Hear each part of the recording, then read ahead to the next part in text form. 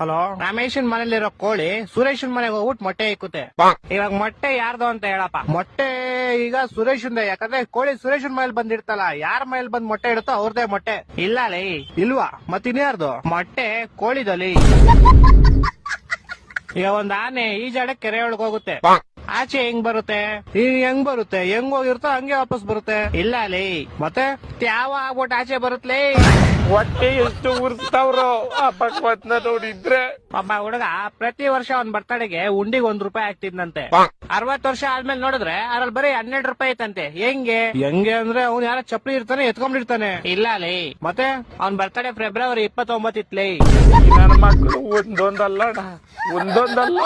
Okay, last and final ಕೇಳ್ಕೊಂಬಿಡು. ಹೇಳು. ಒಬ್ಬ ಹುಡುಗಂಗೆ ಹೆವಿ ಶುಗರ್ ಇರುತ್ತೆ, ಡಾಕ್ಟರ್ ಅವ್ನ್ಗೆ ಸ್ವೀಟ್ ಬಿಟ್ಬಿಡು ಅಂತ ಹೇಳ್ತಾರೆ. ಅವನು ಲೈಫ್ ಪೂರ್ತಿ ಸ್ವೀಟ್ ತಿನ್ನಲ್ಲ.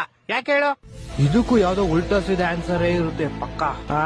ಯಾಕಂದ್ರೆ ಅವ್ನ್ಗೆ ನಾನು ಹೇಳ್ತೀನಿ ಕೇಳು. ಯಾಕಂದ್ರೆ ಆವಾಗ್ಲೇ ಹೇಳದ್ನಲ್ಲ, ಅವ್ನಿಗೆ ಶುಗರ್ ಇರುತ್ತೆ, ಡಾಕ್ಟರ್ ಹೇಳ್ತಾರೆ, ಅದಕ್ಕೆ. ಹೊಟ್ಟೆ ಎಷ್ಟು ಉರ್ಸ್ತಾವ್ರೋ ಆ ಭಗವತ್ನ ನೋಡಿದ್ರೆ.